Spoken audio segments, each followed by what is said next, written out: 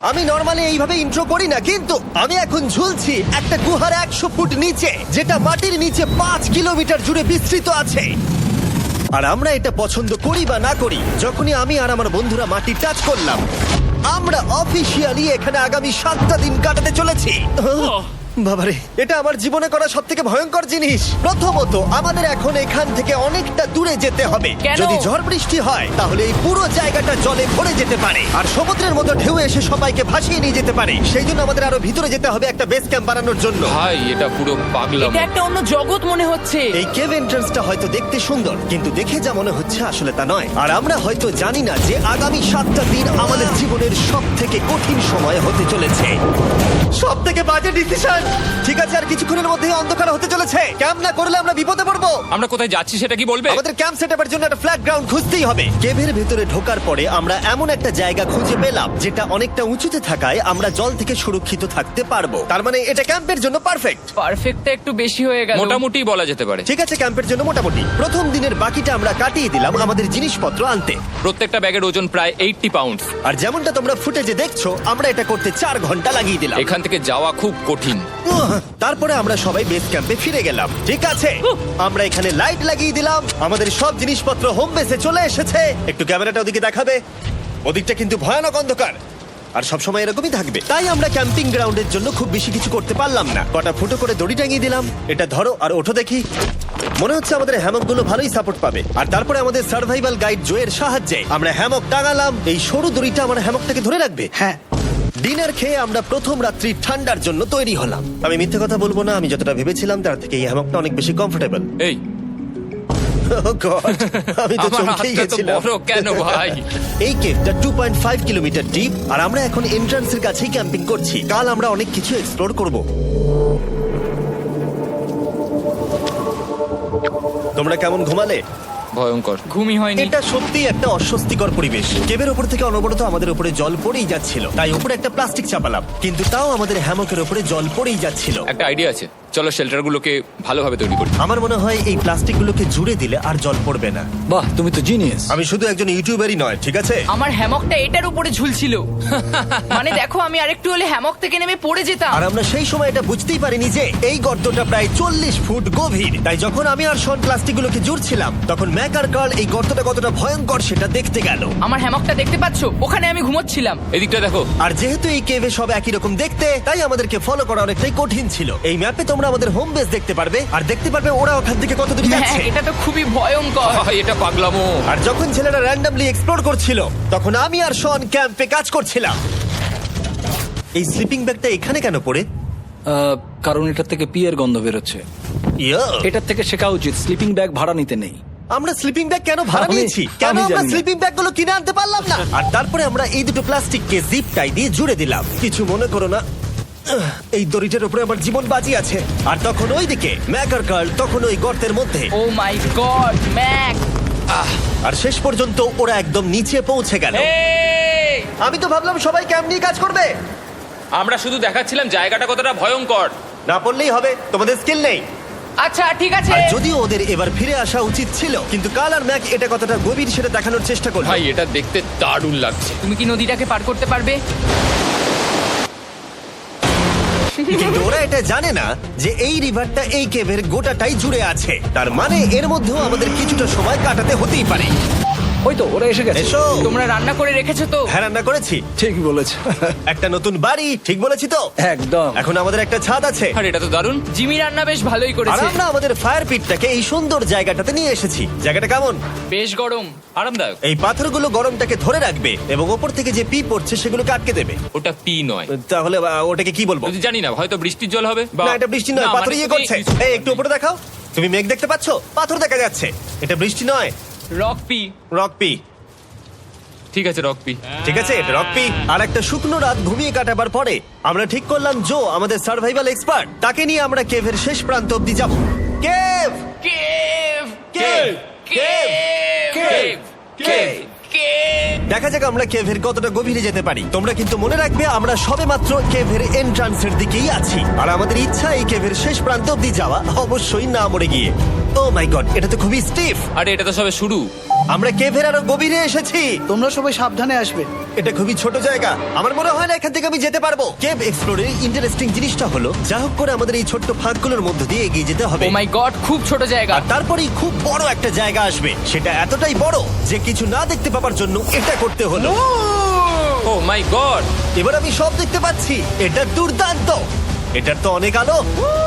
ভাই জায়গাটা কতটা সুন্দর দেখো। বাপরে কি আলো, আমি তো তাকাতেই পারছি না। আমি তো অন্ধ হয়ে যাব মনে হচ্ছে। এ বাবা, এটা কি হলো? আমরা বোধহয় ঠিক মতো এটাকে ব্যবহার করতে জানতামই না। চলো এগিয়ে যাই। আর তাই আমরা এগোতে থাকলাম। এই যে এই জায়গাগুলো, এগুলো খুব ভালো ধরার এখানে? জায়গা। এগুলো ধরে এখান থেকে পা ঘুরিয়ে চলে আসতে পারবে। এইভাবে কি? হ্যাঁ, একদম পারফেক্ট। জো সব থেকে ভালো কেভ গাইড। এভাবে কেউ গাইড করতে পারবে না। ঠিক আছে, এইবার ব্যাপারটা ইন্টারেস্টিং হবে। কি? এটা কি? এখান থেকে আমাদের ওয়েট শুট পরে সাঁতার কেটে যেতে হবে। গতকাল ম্যাক আর কার্ল এটা নিয়ে মজা করছিল, কিন্তু এই কেভে আমাদের পরের অ্যাডভেঞ্চারটা ছিল একটা প্রায় জমে যাওয়া নদীর মধ্যে। ও মাই গড, এটা তো পাগলামি! তার মানে আমাদের ওয়েট শুট পড়তেই হবে যাতে আমাদের হাইপোথার্মিয়া না হয়। আমরা এটা কেন করছি? এই এক্সপেরিয়েন্সটা তো জীবনে একবারই হবে। এটা করলে হয়তো আর নাও বেঁচে থাকতে পারি। আমাদের এই কেভের শেষে পৌঁছতে হলে আমাদের এই নদীর মধ্য দিয়ে, এই ছোট্ট ফাঁকগুলোর মধ্য দিয়ে সাবধানে ধীরে ধীরে এগিয়ে যেতে হবে। আস্তে আস্তে নামো, স্রোতের কারণে পা পেছনে টানতে পারে। ঠিক আছে, আমি তাহলে নামছি। তুমি ওই দেয়ালগুলো ধরে ধরে এগোতে থাকো আস্তে এটা তো আস্তে। খুব ঠান্ডা। তুমি পারবে জিমি। জানি না এখানে ঢুকতে পারবো কি না। জিমি, এবার তুমি জল থেকে উঠে দাঁড়িয়ে পড়ো। এটা সত্যি একটা পাগলামি। এখানে কি ঠান্ডা! যখন তোমরা খুব ঠান্ডা জলের মধ্যে থাকবে তখন একটা পাথরকে ধরে এগিয়ে চলা খুব কঠিন হবে। ও মাই গড, এটা সত্যি পাগলামি। ম্যাক, গার্ড, চলে এসো। আমার ভয় লাগছে। চলো চলো, পারবে। ভাই। এগোতে থাকো, পেছন দিকে তাকিও না। একবার দেখো আমরা কি করছি। কিন্তু এই বাধাগুলো এতটা কঠিন ছিল না সামনে যা আসতে চলেছিল তার তুলনায়। আমরা পেরেছি। কেভ কেভ কেভ এই, কেভ। একটা কথা শোনো, আমরা 10% আসিনি। তার মানে এখনো আমরা শুধুমাত্র সার্ফেসেই রয়েছি, আর শেষ প্রান্তে পৌঁছতে হলে আমাদেরকে আরো 2 কিলোমিটার যেতে হবে। যেরকম তোমরা দেখতে পাচ্ছ এখানে 24/7 বৃষ্টি হয়, তাই আমি একটা আড্ডা মারার জায়গা তৈরি করেছি যেখানে আমরা কেউ ভিজবো না। আমি ভাবছি আমি যদি এটা না বানাতাম তাহলে কি হতো। আমি নিশ্চিত যে ওদের একটা ভেজা পাথরের উপর শুতে হতো। আমাদের ক্রমাগত এগিয়ে যেতে হবে এবং শরীরটাকে ভিজে রাখতে হবে। ঠিক আছে। নইলে আমাদের শরীরের তাপমাত্রা কমে এটা যাবে। এতটা কঠিন কেন? সব থেকে বাজে ব্যাপার হলো আমরা যতটাই দিকে এগোবো ততটাই আমাদের পিছন দিকে ক্যাম্পে ফিরতে হবে। আমাদের পরের বাধাটা হয়তো জলের মধ্যে নয়, কিন্তু তার মানে এটা নয় যে সেটা সহজ হবে। আরে এটা কি মাকড়সার জাল? কিন্তু আমি মাকড়সা দেখতে পাচ্ছি না। তার কেন? মানে ওটা আমাদের উপরে আছে। আরে তোমার গায়ে, তোমার গায়ে। আমার বন্ধুরা বলতে বাজে। এই কেপটা মিস্টার বিস ভিডিওর মতো, যত এগোবে ততই কঠিন হবে। সত্যি কথা বলতে যদি আমাদের সাথে জো না থাকতো আমরা মরেই যেতাম। আর 3 ঘন্টা পরে জো আমাদের জন্য একটা বাজে খবর নিয়ে এলো। জল অনেকটা বেড়ে গেছে আর আমরা অনেকটা সময় লাগিয়ে ফেলেছি, তাই আজকে আমাদের আবার ক্যাম্পে ফিরে যেতে হবে। আমি মানবো না। তুমি সেফটি এক্সপার্টের কথা অমান্য করতে পারো না। আমি এটা মানবো না। সত্যি কথা বলতে আমাদেরকে ফিরতেই হতো, কারণ এর আগে আমরা শুট করতে অনেকটাই সময় নষ্ট করে দিয়েছি। তারপর ফ্লেয়ার নিয়ে খেলেছি, তাই আমরা ফিরে যাচ্ছি আর এই মিশনটা আমরা পরের দিন আবার শুরু করব। শন, আমরা এসে গেছি। আরে তুমি এখানে কি করছিলে? এখন তোমরা কেউ ভিজবে না। আমি তো জানতামই না এই লাইটগুলো আমরা এনেছি। এগুলো দারুণ লাগছে তাই না? দুঃখের বিষয় আজকে আমরা মাত্র 20% এগোতে পেরেছি, কিন্তু বিশ্বাস করো আমরা শেষ পর্যন্ত অবশ্যই যাব আগামী কয়েকদিনের মধ্যেই। আমার মনে হয় না। কোনোদিনই হবে না। আমি তো বললাম। আমরা ডে 4টা রেস্ট নেব আর ডে 5-এ চেষ্টা করব এই কেভের শেষ অবধি যাবার। দেখা যাক কি হয়। ডে 3-তে মজা হলো, কালকে আবার দেখা হচ্ছে। আর কেভের ভিতরে 3টে খুব বাজে রাত কাটাবার পরে পরের দিন সকালে আমাদের মাথায় শুধু একটাই কথা আসছিল, আমার একটা হট শাওয়ার চাই, তবে আমি এখন একটু শান্তি পাবো। ও এখন শাওয়ার পেলে কিন্তু দারুণ হয়। আমি চান করিনি প্রায় 3-4 দিন হয়ে গেল। তোমরা নিশ্চয়ই জানো কেভের মধ্যে শাওয়ার করা সম্ভব নয়। আমাদের অনেকটা পথ হেঁটে সাবধানে আগের রিভার বেডের কাছে পৌঁছতে হলো। ও মাই গড! আমি আমার ব্রেনকে ফিল করতে পারছি। আমি এভাবে ব্রেনকে ফিল আমার করিনি। কপালটা জমে গেল পুরো। চলো ড্রোন দিয়ে মাথার চুলগুলো শুকিয়ে নি। এদিকে এসো ড্রোন। ও দাঁড়াও দাঁড়াও দাঁড়াও, এটা কিন্তু কাজ করছে। হ্যাঁ, দারুণ কাজ করছে। ড্রোন থাকতে হেয়ার ড্রায়ারের কি দরকার? আর চুল শুকানোর পর আমরা জোয়ের সাথে জার্নির প্ল্যান করতে বসলাম। এটা কি জো? এটাই কেভের ম্যাপ। আগেরবার আমাদের থামতে হয়েছিল কারণ জল খুব জোরে বইছিল। এখন বৃষ্টি কম হচ্ছে, তাই কালকে আমরা নিশ্চয়ই এই কেভের শেষে পৌঁছে যাব। এটা ভয়ঙ্কর হতে চলেছে। প্রথমে আমাদের কালকে যেখান দিয়ে গেলাম সেখান দিয়ে আগে যেতে হবে। জলের মধ্যে ঝাঁপ দিতে হবে এবং পাথর দেখে হাঁটতে হবে। এগুলো সবকটা আমরা যদি পার করতে পারি তাহলে আমরা গ্লো ওয়ার্ম চেম্বারে পৌঁছে যাব। কেমন দেখতে তুমি সেটা বলো না, আমি তোমাদেরকে সারপ্রাইজ দিতে চাই। তোমার মনে হয় আমরা পারবো? ওইসব বাদ দাও, আমরা ঠিক কালকে পৌঁছে যাবো। কালকের প্ল্যান আমরা চক আউট করে নিয়েছি। আমরা রেস্ট করছি আর ফেস্টিভ্যাল স্মোর্টস খাচ্ছি আমাদের এনার্জি রিগেন করতে। সবাইকে চিয়ার্স। Yippee! জো এই প্রথমবার ফেস্টিভ্যাল স্মোর্টস খাচ্ছে। জো সত্যি কথা বলবে। এটা দারুণ, তাহলে ভালো লাগলো? এটা দারুণ লেগেছে। আমরা এই চকলেটটা আগে কেন বের করিনি? এটা এমনি চকলেটের থেকে 10 গুণ ভালো খেতে। সত্যি কথা বলতে তোমরা যদি ফেস্টিভ্যালের সাথে স্মোর্টস ট্রাই না করে থাকো তাহলে তোমরা মিস করছো। কালকে আমরা পুরো কেপটা এক্সপ্লোর করব, দেখা হচ্ছে। তাই আমরা ভালো করে ঘুমানোর চেষ্টা করলাম আর কালকের প্রিপারেশন নিলাম কেভের শেষে যাওয়ার জন্য। আমরা আমাদের জীবনের সবথেকে ডেঞ্জারাস জার্নি করতে চলেছি। ডে 3 এর অভিজ্ঞতা মাথায় রেখে আমরা কম শুট করেছি যাতে আমরা সামনের দিকে তাড়াতাড়ি এগোতে পারি। জলটা খুব ঠান্ডা হ্যাঁ, আগের দিনের মতোই খুব ভালো। এই তো আর যাতে আমরা সবাই বেঁচে ফিরতে পারি তাই জো ছাড়াও আরেকজন সার্ভাইভাল এক্সপার্টকে আমরা নিয়ে এসেছিলাম। এখানে আমরা ডে 3 তে আটকে গেছিলাম। এখন আমরা কি করব? এবারে আমরা অনেক তাড়াতাড়ি এসেছি। আমাদের পিছনে ঘন অন্ধকার। কোথায় যাব? এই রাস্তাটা অনেক সরু এবং হ্যাঁ। স্রোত প্রচুর বেশি, তাই আমরা দেয়ালগুলো ধরে ধরে আস্তে আস্তে এগোবো। এই যে এইভাবে। ও হ্যাঁ, God! এই রকটায় জাম্প করো। কয়েকটা ভালো পাথর আছে যেগুলোকে তুমি ধরে এগোতে পারবে। আরে এখানটা তো অনেক অন্ধকার। আমি আর পা পাচ্ছি না, আমি এখন মাটিতে আর পাই পাচ্ছি না। যেহেতু আমরা মাটিতে পা পাচ্ছিলাম না, তার মানে যদি আমরা পাথর ছেড়ে দিই তাহলে এই জলের স্রোত আমাদেরকে ভাসিয়ে নিয়ে যেতে পারে। জো, আমরা কি করব? আমি এটা ধরে এসেছি, তুমি এটা ঠিক ধরো। আছে, আমি তো দেখতেও পাচ্ছি না কোথায় যাচ্ছি। জো, স্রোত আমাকে ভাসিয়ে নিয়ে চলে যাচ্ছে। আমি তুমি করবো কি করে? পারবে, পারবে। শুধু মুখটা এখান থেকে ঢুকিয়ে দাও, আমি হেল্প করছি। এখানে আমি ঢুকবো? হ্যাঁ, এই গর্তের মধ্যে। এই তো, খুব ভালো। এটা আমার জীবনের সবথেকে বিপজ্জনক অ্যাডভেঞ্চার। আমরা এখন কেভের অনেক গভীরে চলে এসেছি আর এবার আমাদের সামনে প্রথম বড় বাধা।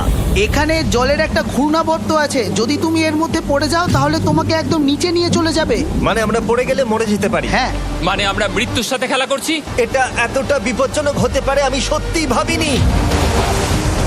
খুব ভালো। এই তো, তাহলে কি আমার পা এখানে হ্যাঁ, রাখবো? রাখো রাখো। ঠিক আছে, এই তো আমি পেরেছি। এটা আমার ভাবনার থেকেও বেশি কঠিন ছিল। এই নদীটা কতটা শক্তিশালী এই গোটা কেভটাকে তৈরি করেছে। কিন্তু মজার ব্যাপার হলো আমরা পাথরের মতো শক্তিশালী নই। আমি শুধুমাত্র মানুষের মতোই শক্তিশালী। সৌভাগ্যবশত কাল এই অ্যাডভেঞ্চারে লিড করেনি, তার বদলে আমরা একজন অ্যাভেঞ্জার জোকে পেয়েছি। ও কতটা এক্সপার্ট তার প্রমাণ হিসেবে বলতে পারি। সে লিটারালি কতটা ওপর থেকে আমাদেরকে নদীতে ঝাঁপ দিয়ে দেখালো। ও মাই গড, এটা পাগলামি। কে বললো এটা পাগলামি? এটা তো আমার কাছে খুবই সহজ। আমি এটা করব।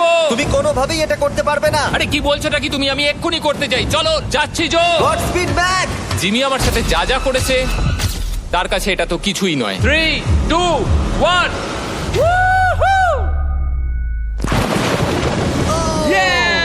তুমি করবে? না, আমরা না এগুলো শেষ পর্যন্ত যেতে পারবো না।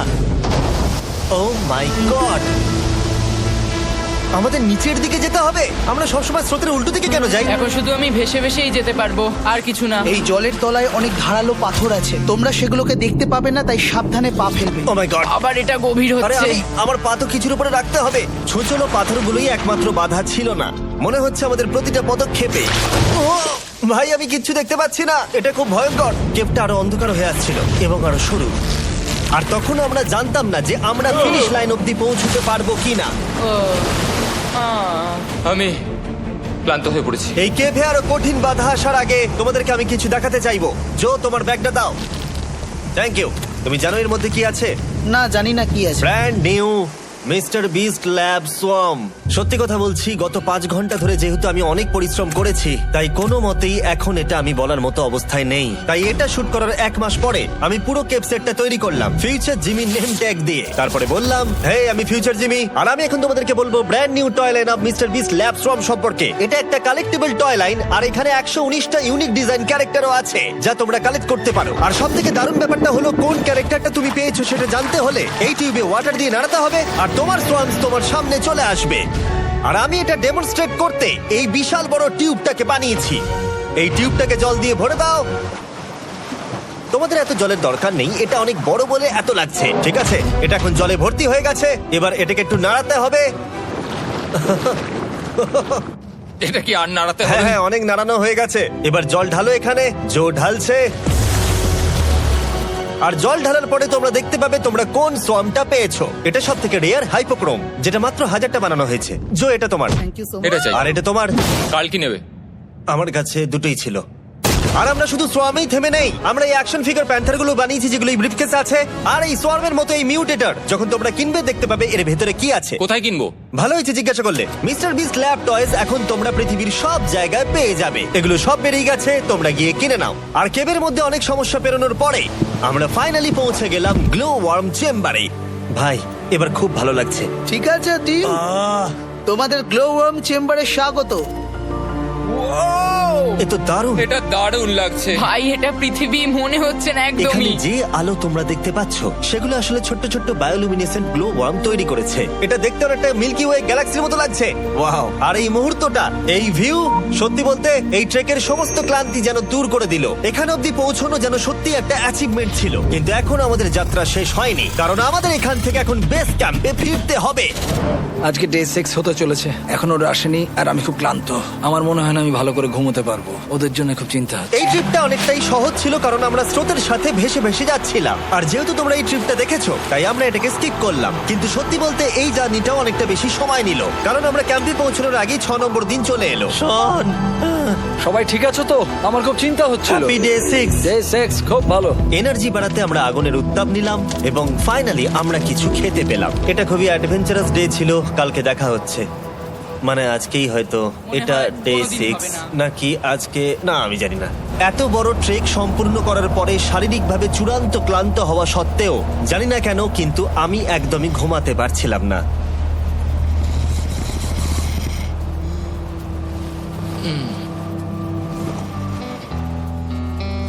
আমি 7 দিন সলিটারি কনফাইনমেন্টে কাটিয়েছি, কবরে কাটিয়েছি, 7 দিন রাফটে থেকেছি। কিন্তু সত্যি কথা বলতে এটা সবার থেকে বেশি কঠিন ছিল, কারণ সব সময় ভিজে, ঠান্ডা, প্রত্যেক মুহূর্তে এই পাথরগুলো শরীরে ব্যথা দিচ্ছে। বেশিরভাগ সময়টাই এই কেভটা দুঃস্বপ্নের মতো ছিল। কিন্তু তোমার আর আমার মধ্যে জিমি! ইয়ো! গার্ড, আমাকে দেখতে পাচ্ছ? এটা পৃথিবীর সবথেকে উজ্জ্বল টর্চ। মজার মুহূর্ত অনেক ছিল।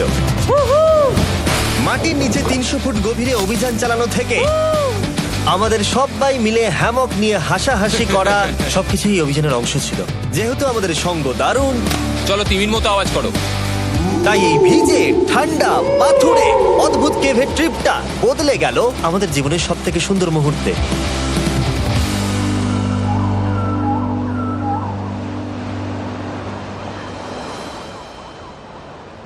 আমরা এখান থেকে যাব না যতক্ষণ না সবকিছু তোলা হচ্ছে। আর আমি সবকিছু বলেছি মানে সবকিছুই। চলো এবার বেরোনো যাক। আর যখন আমরা মাউথ কেভে আবার ফিরে এলাম, ভাই ওপরটা দেখতে দারুণ লাগছে। তখন জয়ের জন্য একটা সারপ্রাইজ ছিল। বেরোনোর আগে জো, আমরা তোমার কাছে কৃতজ্ঞ। তাই এই নাও $50,000 নিউজিল্যান্ড ডলার, 10,000 করে প্রত্যেক জনের প্রাণ বাঁচানোর জন্য। Oh my God, thank you so much Jimmy. Thank you Joe. Love you Joe!